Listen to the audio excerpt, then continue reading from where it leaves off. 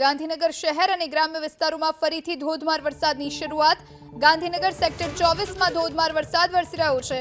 આ સિવાય sector 7 ઘ2 circle, રક્ષા શક્તિ circle નજીકના સર્વિસ રોડ પર પણ પાણી ભરાયા છે।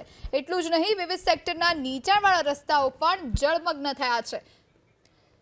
સંવાદદાતા કલ્પેશ રાવલ ફોન લાઈન પર જોડાયા છે। કલ્પેશ, ગાંધીનગર શહેર અને ગ્રામ્ય વિસ્તારમાં કેટલો વરસાદ, કયા વિસ્તારોમાં વરસાદ?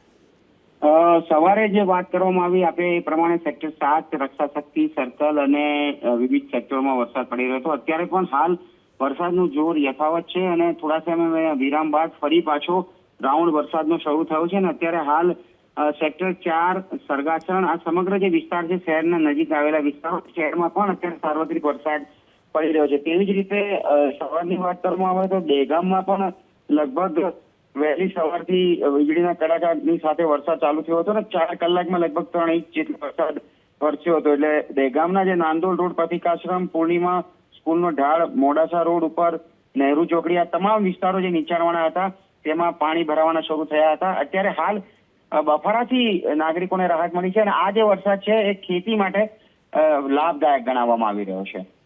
જી આભાર કલ્પેશ, જાણકારી આપવા માટે।